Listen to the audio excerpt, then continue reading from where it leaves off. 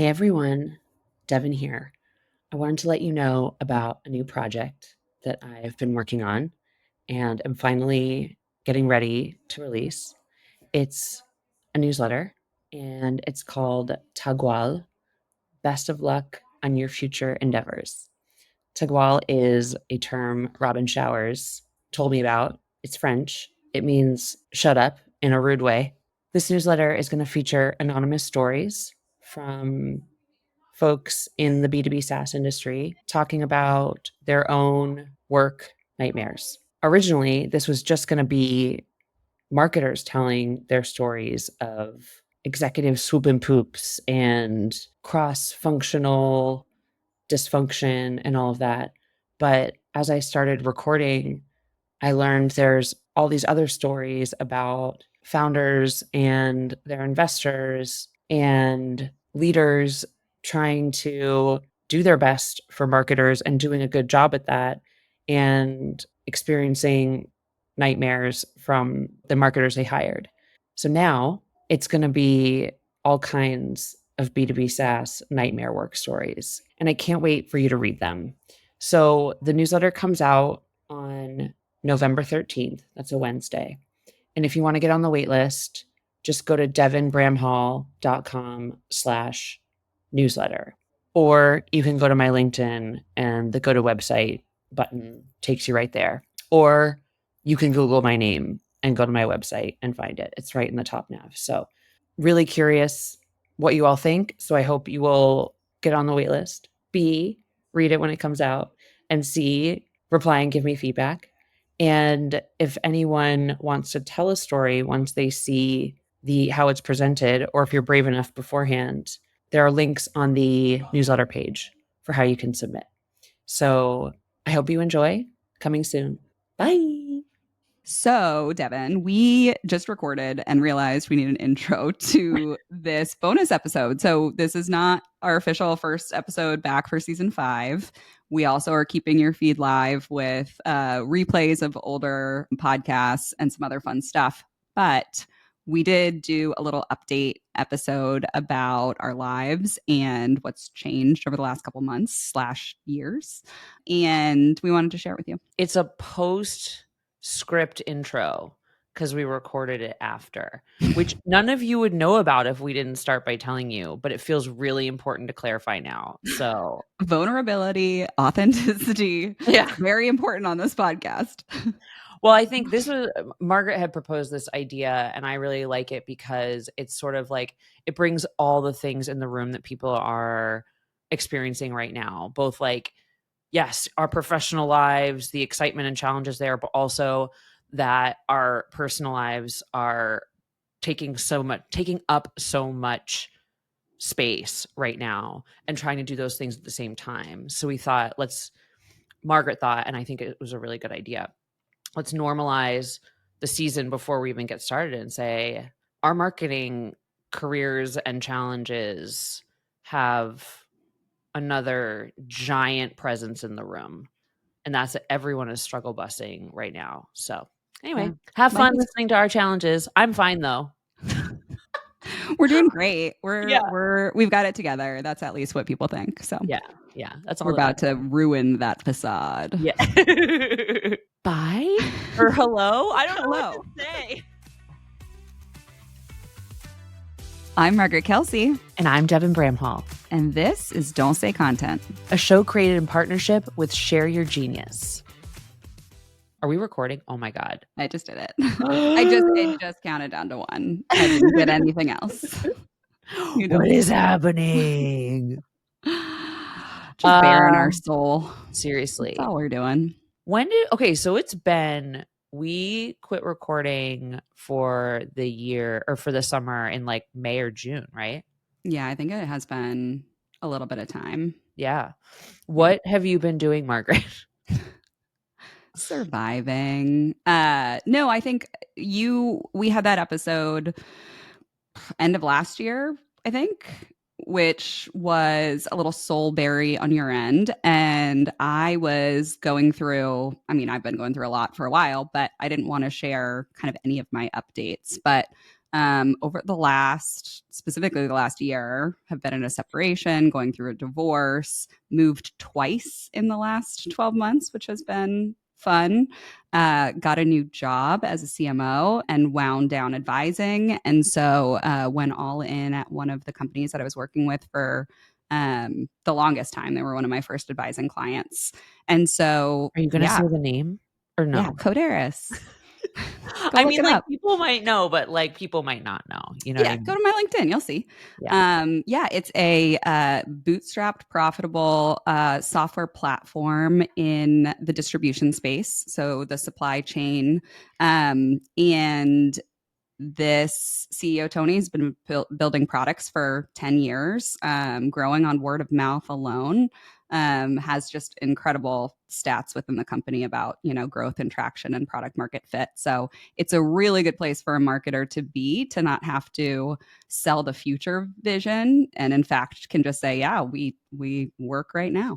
Yeah. And also you're in a slightly like in a different space, like a much Yeah. different space than you've ever done marketing for because it's more like Yes. logistics type And business. it's a completely different customer base than I'm used to. I'm kind of used to selling to other VC backed startups, right? And so it's interesting now to be in a space where the channels are going to be different from what I'm used to, right? It's a lot of in person, it's a lot of community, it's a lot of word of mouth, it's a lot of trade shows and partnerships with different selling groups and sales enablement through like channel partners and things like that. So kind of a new type of marketing than my bread and butter before, but that's always exciting to kind of Yeah. expand your brain on what marketing even can be. Wait, can I ask you a question? Of course.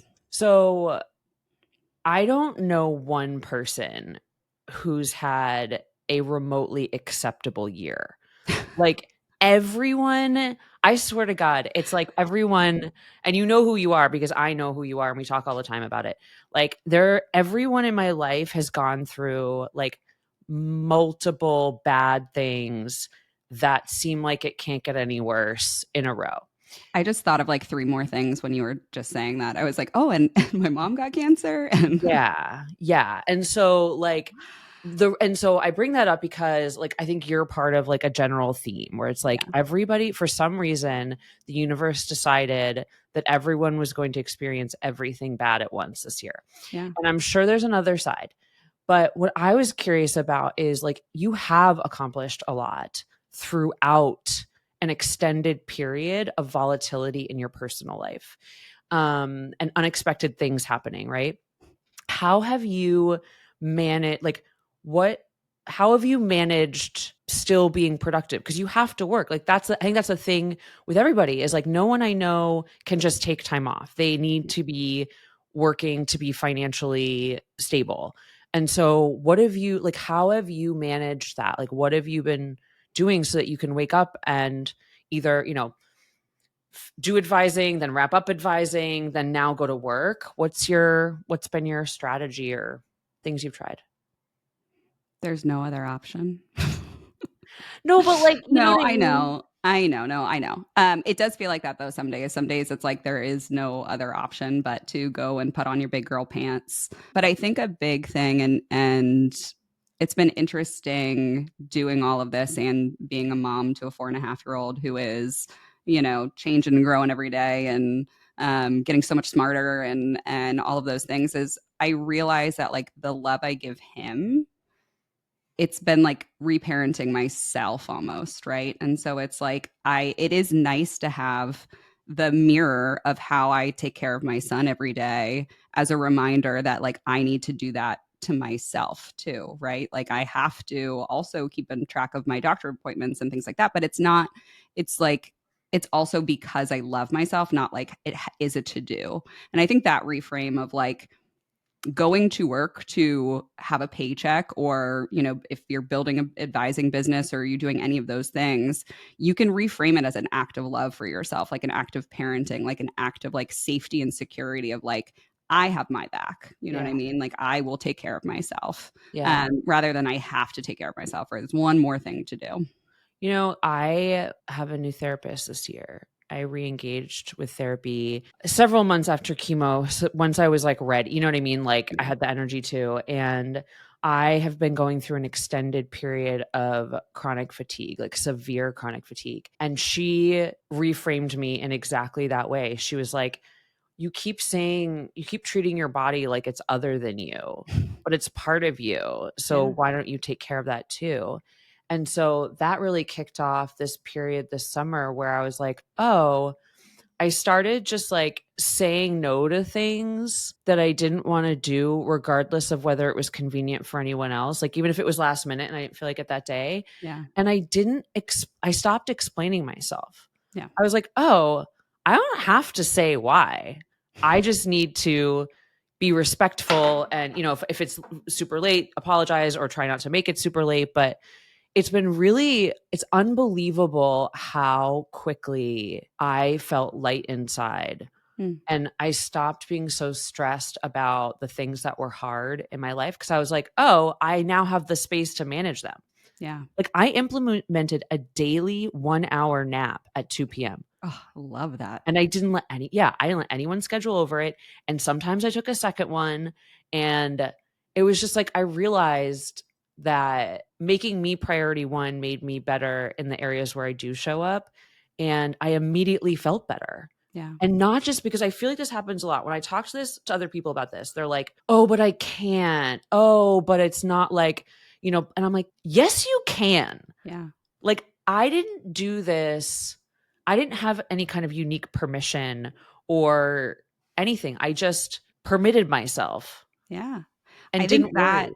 that is it, right? Like the radical autonomy to recognize your own radical autonomy that you can say no and disappoint somebody. You can say, you can, even cancel late if you don't want to do it or can't do it or whatnot, but protecting your energy, your peace, your space, your life, your feelings, your emotions, your all of those things, like you are the only one that's going to do it. And I've coached that in my own team, and also anyone that will listen is like, especially that's how it comes down to like work life balance is like you have more autonomy than you are giving yourself credit for in terms of, hey, I can't do that, or putting a break on your calendar, managing your calendar or saying, hey, I'm not going to go to that meeting because every time I go to one of those meetings, it just wastes an hour of my life. So just give me the updates. Like you do have more autonomy than You're and that letting goes for yourself work and it also believe. goes for life. Yeah.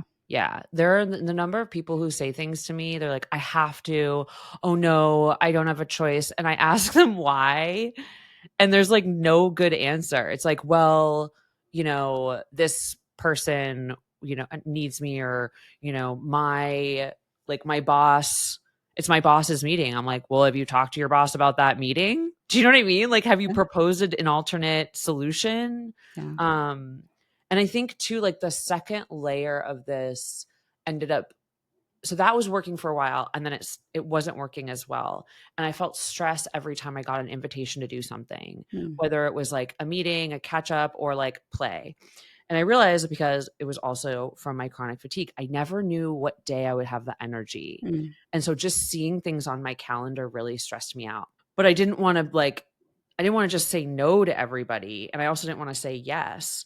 Yeah. And so what I started practicing was like bringing my circumstances into the room in a semi like clinical professional manner. So someone would invite me to something and I would say, yes, I'm really interested in doing that. However, um, you know, I'm currently experiencing chronic fatigue as a result of chemo. So there's a chance I might have to cancel at the last minute. Do you Yeah. still want to make plans, or is it okay for you, whatever. And just doing that alone, there's been a mosquito in my house for 3 days. Okay. Why? How are mosquitoes still alive? Like I we've hit the cold snap. I know, and it's making me so mad. And it's like taunting me right now because I can see it and then I can't see it. Oh my God. Hold on. Oh, I keep just missing it. Okay. Anyway. So yeah, so those a bit like that was a second part that was really freeing, which is like you can bring a portion of your personal life or circumstances into the room in a way that isn't dumping it on other people. And Yeah. that is in the form of how you present it, right? Like my voice, my tone, my stance was very much like I am taking ownership for how I feel right now. Thus, here's the way that I can accept invitations. Yeah. And Um, you still gave them the option to say, like, oh, no, I would need somebody to absolutely show up to do this thing. yeah, Or, I already bought the tickets. So if you're not going to go, I need to make sure that somebody else will be there or whatever it is. Like, you're giving them the ability to then respond to, like, hey, this is my boundary, which is I might need to cancel day of, just so you know. If that doesn't work for you, then, find other plans. But if it does work for you, let's play it by ear. yeah. I Yeah. will say getting cancer is a huge disadvantage in a lot of ways. However, You always have an out. I know. I'm like, nobody argues with you. They're not like, oh no, how could you? They're like, it's fine, okay, whatever you need. I'm like, Yeah. yeah, that's great. I'm gonna keep milking that because it's been incredibly convenient for me. And the thing I think too, going back to like how to manage it is, and I forget where this even originated, but I know I hear it a lot on Glennon Doyle's podcast, We Can Do Hard Things. It's like the hard that you choose, right? Like life is hard. It's hard to figure out how to tell people that you may be able to do it, you may not. It's hard to put you know, a break on your calendar or to set boundaries or to explain where you're at or to be gentle with yourself or to, reframe in order to like mother yourself. But at the same time, like the opposite of that is also hard, right? And it's like you just got to choose the hard that then eventually as you practice it becomes easier to do. But in that initial stage of like, oh, I'm going to change from being a people pleaser to having some boundaries and taking care of myself. Like that is hard, right? But Yeah. it's you get to choose that hard. And I have reframed that too of like this year and lots of challenges of this year. It's a hard that I'm choosing to do. I didn't find it hard, actually. I found it like immediately satisfying and freeing. Yeah. But I think it's like that's just like me as a person in general these days. And like even pre-cancer, like I think post animals, I kind of had like this newfound like y'all can fuck right off if you don't like it attitude. Yeah. But it is, and it's true, it gets easy really fast and then you get really excited about it. Like I'm fine. I'm having a great time. Yeah. You know what I mean? And it's like I think it's not because everything's perfect. It's just because I put into practice supporting behaviors in my life Yeah. and made a I was very just looking at a note that I had over here, but you keep talking. I have it. It's really funny that wait, you what just does said it that. say? It says, I am exactly where I meant to be, even if everything's not perfect, Yeah. right? Like the fact that I am here right now is perfect, but it doesn't mean that like the circumstances around me are what I would have if I waved my magic wand. But I'm a little, spiritual woo woo where I'm like, this is an important next lesson for me, right? Yep. And these Well, circumstances show me something that either I need to heal or grow or change or um just accept. My mantra this year, instead of it will be okay, is it will be. yeah. Which is like radical acceptance, right? Like also alternatively, it fucking is. Yeah. Like Oh, that's the other one. I It's like that just one better. it fucking is. Too, I've been thinking about this. I'm like, why? Like, the folks around me right now are experiencing what I felt a year ago to the day, right? It was like this, because it wasn't just cancer, it was like a lot of other circumstance around like financial security and building my business. Like, there was so much happening and there were so many demoralizing no's that, like, I felt this destitute feeling a year ago. And so I finally realized that recently. I was like, why is this so familiar, but why am I not connecting with it at all? And it was like, oh, I got a head start. I decided to pioneer this movement here. No. And so it's interesting to be on the other side because I'm like, I look at everybody else. I'm like, you're going to be just fine, probably better, but you won't know it for a while. Yeah. Yeah. And that's But hard. and I think that's like going back to that, like, how do you manage? How do you show up every day? Which, some days are more show upable than others. But I think it goes back to that, like, once you have that like safety within yourself of like, I know that based on everything that has happened throughout my entire life that I will be okay no matter what. Yes. If Because I've got my back, you know? Yeah, if you practice that though, Yeah. and I think that's the big challenge for people is one, an awareness that they truly aren't asking for as much as they could for their own self, and making themselves uncomfortable by starting to ask for that in every area of their lives. And I think that is what, like, I was able to show up by not showing up a Yeah. lot. And that started like the people in your life will rally around you, and I'm proof.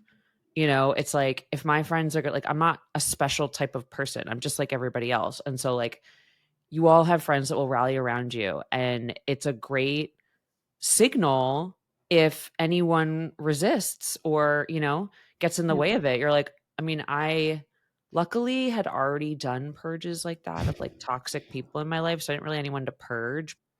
And the cool thing is, I don't know if this happens to everybody. It could just be where my life was at, but I had more clarity on what I wanted for the rest of my life, you know, over the next couple of years, and a creative renaissance and a bravery around not knowing the future, like taking personal professional risks without knowing, no, without having a guarantee, that like lit a fire. Like I'm just like I'm more excited and happy and playful and like lighthearted than I've ever been, because I'm like, yeah, I don't know if any of this is gonna work, but like it's kind of fun Fun to to try. be. Yeah, yeah. And it was like I was talking about this on a podcast yesterday with Nick Bennett. I actually really love his podcast. It's called 1000 Roots, and he talks to Mm. solopreneurs about their journeys, and it's like really conversational. Like, we could have recorded for hours.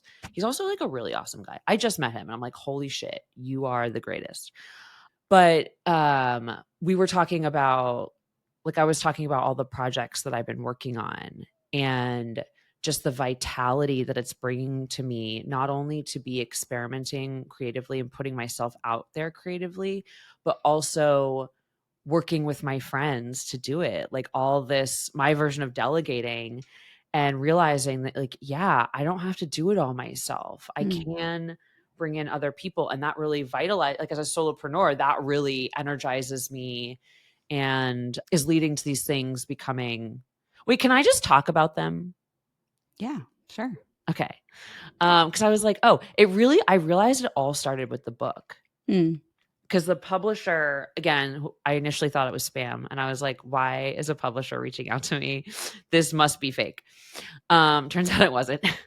But when they reached out to ask me about pitching a book to them, I was like, it got my brain kind of focused in an area. Mm. And so the first book pitch I sent them was around this whole like getting and maintaining buy-in for your marketing strategy. And so I had to put together that story that you and I had been spent the past 2 years validating, right? And they said no, which made perfect sense. They're like, can you please just fucking write about B2B content marketing strategy? I was like, yes. Yes, I can. That makes the most sense, actually. Sorry. Um, and so I took that and I was like, I'll just use that for something else. And so the first idea was a newsletter, but it was like, oh, being surrounded by marketers and asking for their advice, it morphed into this like Dear Abby style concept where it's like anonymous story, like juicy stories of challenges that marketers are having with their C-suite or founders or both, Yeah. around like anything marketing related, right? It's like talking to them about marketing and the various insane things that happen as a result, and kind of me providing, you know, my own advice in the very Devin manner. But then like you just like share it with more people, right? And you're like, oh wait, I should include like because I can speak from both the executive and marketing perspective. Yeah. But then I was like, wait, all my friends are executives, right? Or I have access to this huge. So what if I presented this anonymous scenario to them, like one of them, and said, how would you handle this? Yeah. And get like and so now all of a sudden you're bringing people together, and it's like funny. I hope it's like I want it to be entertaining in a way, and I also want it to like kind of bring people together around this problem finally. I don't care if they solve it or not because that's not my job, but like maybe they will, some Yeah. people. And then there was one more thing I was going to add to. Anyway, but I have this idea and it's like incubating over the summer or early fall. And then Ryan from Workspaces, Ryan Gilbert from Workspaces, he connected with me to do, because I did his workspace newsletter like years ago, took pictures of my space. And he's like, hey, will you do it again? And let's catch up. We caught up. I told him about the newsletter and I was like, you're like a genius at launching newsletters and get like, and I was like, will you help me? And so now he's going to like, I'm going to work with him on it. Rob Lennon's building me like a custom GPT. He's a fucking genius too, who I met through Erica Schneider, who I just became like, and it's like, oh my God, all of a sudden it was like, I wanted to launch these assets, right? It's like, I wanted to do, I'm working on the book. I've got this newsletter I want to launch and a YouTube channel that has nothing to do with B2B SaaS. And I was like, how am I going to do it all? Plus I have, like I need a client. And that's where asking for help and hiring people is really like made it all possible. Yeah. I'm like, oh, I've outsourced some of the work. I've helped people create automations for me. So I actually can do it Yeah. and be okay. Right. Like I don't want to die right now. I'm like, and that is, and there's more stuff that I'll do next year, but I really wanted to pilot some stuff this year. I just wanted to put something out there and have people react to it. Yeah. And it Yeah. was Have that like, momentum. Well, I think so. Simon Sinek talks a lot about this idea of like trust is actually built by like you asking for help, yeah. right? Like the question of somebody saying, hey, I need help, then builds trust for the person that's going to help to say, now I trust that you'll come to me when you need me, right? And he like, there's like this video clip of him talking about a friend that like he had that went through something and didn't tell him until afterwards. And he was like, how selfish of you to not bring that to me, right? Like to not and then the trust is broken that like if you're going through it that you can actually will go to your friends and your community. And again, I'm all about reframing this year, but I thought that was a nice reframe in my own brain of like who am I building trust with in my life and community by asking for the things that I really need. Though I would skip the shaming part, the how No, I dare know. you. It's like ridiculous. I'm like, No, I know. no. It's probably a Um, little dramatized. it really is. I'm like, that's the kind of energy I've gleefully purged from my life. And because to be honest, like there are certain people that I pull in to help with certain areas and not with others. Yeah. And there were even really, really good friends of mine who post cancer were like, Devin, for whatever personal reason they had, like there were a couple people who were like, I really like I didn't reach out to you and it was like this it was hard for me and I'm like and I was like, great. Like Yeah. I'm glad that you took that space. Like it has no bearing on our friendship. Like that's ridiculous. It's like we're not all supposed to be there for everything. It's like you bring the people in when it makes sense.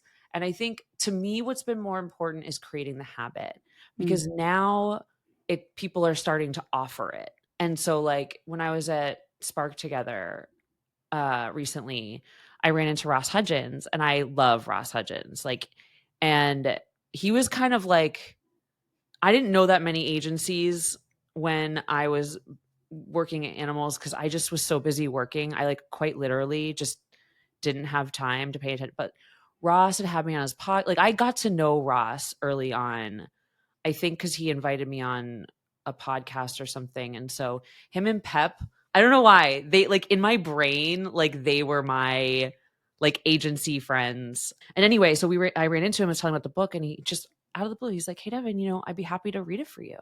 Let me know. I'm happy to give feedback. And I was like, it's a really nice offer. I was like, God. And just because he wanted to. Yeah. Yeah, it's huge. I think that that's the curse of being like hyper independent is people think that you don't need them and so they won't offer, right? And it's like getting in the practice of asking for help then shows that like and then people have their own creative ideas of how to help you, right? That's like my whole life. Everyone's always thought I knew exactly where I was going, literally like walking down the street. And I'm like, I'm the worst at directions. Why are you following me? But especially around like people have said that to me verbatim. They're like, well, it just seems like you always had everything together. And now I just make sure that I look chaotic at all times and completely unaware and helpless because I'm like, that's how I felt the whole time. Yeah.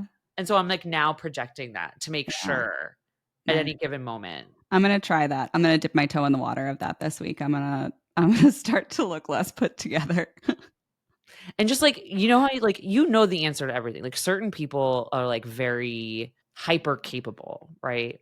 Like I always was because I never actually had the thing I needed. And so I always had to like come up with a workaround.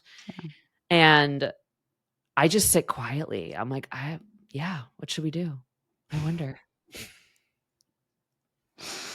Telling you, I feel very similar. I've gotten that feedback before. Oh, you're unflappable. Oh, you always seem to have it together. I'm like, my hair is on fire 24/7. My internal dialogue is just ah.